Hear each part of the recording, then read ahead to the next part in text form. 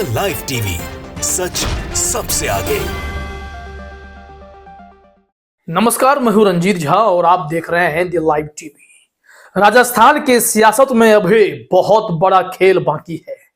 बगावत के आसार काफी तेजी से बढ़ते जा रहे हैं भारतीय जनता पार्टी के भीतर।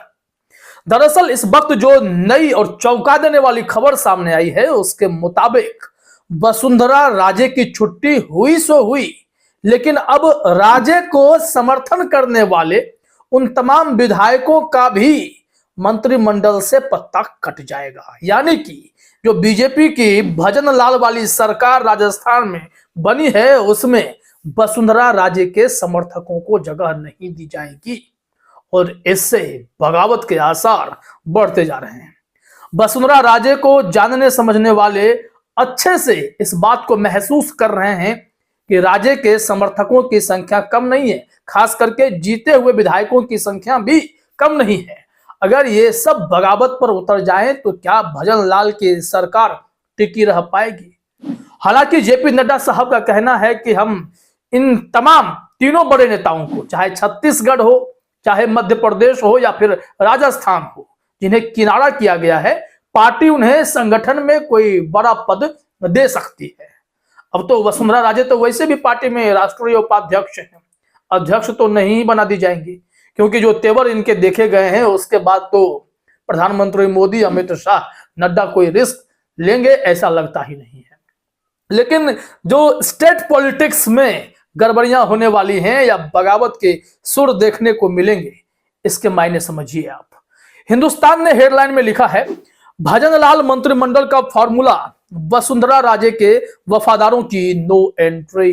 ये इनसाइड स्टोरी है, हिंदुस्तान के वहां के स्थानीय रिसर्च के आधार पर ही यह रिपोर्ट प्रकाशित हुई है। ऐसे में वसुंधरा राजे के समर्थक विधायक उस कैबिनेट में शामिल नहीं होंगे तो उनके पास विकल्प क्या होगा? क्या वो किसी कठपुतली की भांति यहां पर टिके रहेंगे? क्योंकि सवाल यह भी उठता है कि इन लोगों को इनके काम के आधार पर या इनकी सीनियरिटी को आधार मानकर बीजेपी ने साइड किया है। तो बहुत अच्छा एक मैसेज मैंने कहीं देखा था कि 70 साल के वसुंधरा राजे, 71 साल के रमन सिंह, 64 साल के शिवराज सिंह को 73 साल के प्रधानमंत्री मोदी ने दरकिनार कर दिया कि आप काफी एक्सपीरियंस वाले, काफी सीनियर लीडर हो गए हैं। तो ऐसे में 2024 में क्या होना चाहिए? खैर, इस वक्त मुद्दा राजस्थान से जुड़ा हुआ है। भजन लाल शर्मा जो ऐसे नेता हैं, बीजेपी में थे, बागी होकर चुनाव लड़े थे, जमानत जब्त हो गई थी और उसके बाद पहली बार बीजेपी के टिकट पर लड़े तो निश्चित तौर पर कमल छाप पर जीते और जैसे ही जीते विधायक से मुख्यमंत्री का सफर तय कर लिया। इसको लेकर चर्चा यह भी होती है कि जो भी ऐसे नए नए विधायक चुने जा रहे हैं जिनका कोई जनाधार नहीं है, जिनके समर्थन में कोई विधायक नहीं होता है, ऐसे चेहरे की तलाश ही दिल्ली का शीर्ष नेतृत्व भाजपा का वो कर रहा था। अब ऐसे में यह जो सर्च हंट है ना, वो तो कंप्लीट हो चुके हैं। तीनों राज्यों के मिल चुके हैं ऐसे चेहरे जिनका अपना कोई जनाधार नहीं, जो बस संगठन के कार्यकर्ता के तौर पर थे। अब यहां से इन्हें अपना जो है चेहरा बनाने में, वोटरों के बीच अपनी पैठ बनाने, विधायकों का समर्थन जुटाने में ही समय बीत जाएंगे। तब तक बीजेपी फिर किसी को नया चेहरा सामने रख देगी। ऐसे में इन लोगों की खुद अपनी गारंटी नहीं है, ये रबर स्टाम्प सीएम कहे जाएंगे। वहीं अब वसुंधरा राजे के समकक्ष जितने भी या उनके समर्थन वाले जितने विधायक थे, उनकी छुट्टी कर देने का जो यह प्लान बना है वो साफ तौर पर बड़े बगावत की तरफ इशारा करने लगा है। यहां देखिए, खबर में कहा जा रहा है कि राजस्थान के सीएम भजन लाल शर्मा का शपथ ग्रहण समारोह 15 दिसंबर को होगा। तैयारी पूरी हो गई है। बीजेपी से जुड़े सूत्रों के अनुसार आरएसएस से जुड़ाव वाले ज्यादा चेहरों को ही मंत्री बनाए जाने की संभावना है, लेकिन क्षेत्रीय और जातीय समीकरणों का भी पूरा ध्यान रखा जाएगा।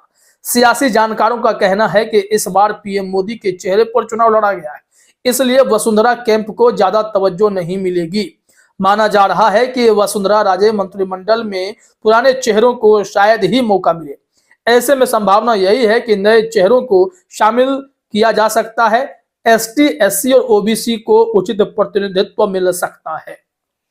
यहां गौर कीजिए कि अगर वसुंधरा राजे के समर्थकों को जगह नहीं दिया जाएगा, और यह भी कहना कि सीधे सीधे मोदी जी के चेहरे पर वहां पर चुनाव में जीत मिली है, यह भी अगर इनके रिसर्च हैं तो भी यह गलत है। क्योंकि राजस्थान में एक रिवाज है सत्ता बदल देने का। कांग्रेस सरकार ने कोई काम खराब नहीं किए थे, बावजूद इसके जनता ने विकल्प के तौर पर फिर से बीजेपी को चुना। और इसमें जो वसुंधरा राजे का क्षेत्र है, वहां जिस तरीके से इनका दबदबा है, वो विधायक इनके ही दम पर जीत कर आए हैं, ये भी बहुत बड़ा सच है। ऐसे नहीं, वसुंधरा राजे शक्ति प्रदर्शन के दौरान 68 से 70 विधायकों के समर्थन का दावा लगातार करती रही थी।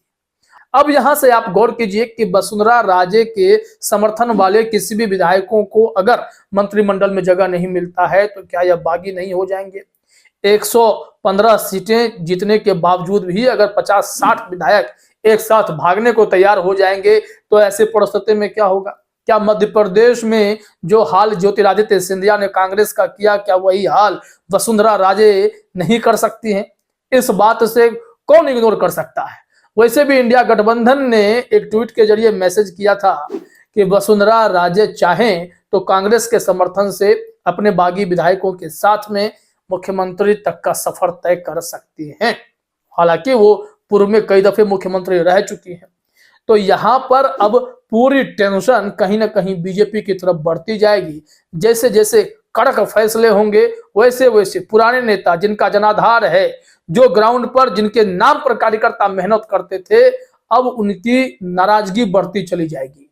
और यह नुकसान आने वाले समय में भी काफी हो सकता है। राज्यवार तो नुकसान होगा ही होगा, लेकिन बड़े स्तर पर अगर लोकसभा चुनाव की बात करें तो वहां भी गहरा झटका लग सकता है। और जो कुछ नाम है, खास करके जो वसुंधरा राजे सरकार में मंत्रिमंडल में शामिल रहे थे, उनमें से इक्के दुक्के चेहरे ही आपको कैबिनेट में नजर आ सकते हैं। एकदम से बदला हुआ सब कुछ नजर आएगा। यहां लिखा गया है, पार्टी से जुड़े सूत्रों के अनुसार वसुंधरा राजे सरकार में ऊर्जा मंत्री रहे वरिष्ठ विधायक पुष्पेंद्र सिंह राणावत को भजन लाल मंत्रिमंडल में एंट्री मिल सकती है, जबकि किरोड़ी लाल मीणा को लेकर फिलहाल संशय बरकरार है। अब ये किरोड़ी लाल मीणा भी मुख्यमंत्री के रेस में बताए जाते थे। अब यहाँ कहा गया है कि क्योंकि किरोड़ी लाल डिप्टी सीएम के प्रमुख दावेदार थे, लेकिन पार्टी ने नहीं बनाया। चर्चा है कि किरोड़ी लाल नाराज हैं। उन्होंने ऐसे संकेत भी दिए हैं कि वह मंत्री नहीं बनेंगे। माना जा रहा है कि वह गृह मंत्री बनना चाहते हैं, लेकिन पार्टी इसके लिए तैयार नहीं है। सियासी जानकारों का कहना है कि भाजपा लोकसभा की 25 सीटों पर जीत के लिए सोशल इंजीनियरिंग के फॉर्मूले से मंत्रिमंडल में 20 से 25 चेहरे शामिल कर सकती है। इसमें हर जाति व क्षेत्र को प्रतिनिधित्व दिया जाएगा। संघ से जुड़े व अनुभवी विधायकों को भी समाहित करने का प्रयास होगा। जातीय संतुलन के लिए जाट, दलित व आदिवासी वर्ग को प्रतिनिधित्व दिया जा सकता है। अब नए चेहरों को मौका मिलेगा, जातीय समीकरण भी साधे जाएंगे, लेकिन वसुंधरा राजे के चाहने वाले समर्थकों को जगह नहीं मिलेगी, वसुंधरा राजे के विधायकों को जगह नहीं मिलेगी। तो इसका असर यही हो सकता है कि बगावत होगी और सरकार चलाने के लिए भी विधायकों की ही जरूरत होती है। भविष्य के समीकरण साधने में वर्तमान समीकरण कहीं बिगड़ ना जाए और बीजेपी को यह काफी उल्टा ना पड़ जाए। तो इंतजार कीजिए क्या होता है आगे। फिलहाल इस वीडियो में इतना ही। आप सभी का हमसे जुड़ने के लिए बहुत बहुत धन्यवाद। द लाइव टीवी, सच सबसे आगे।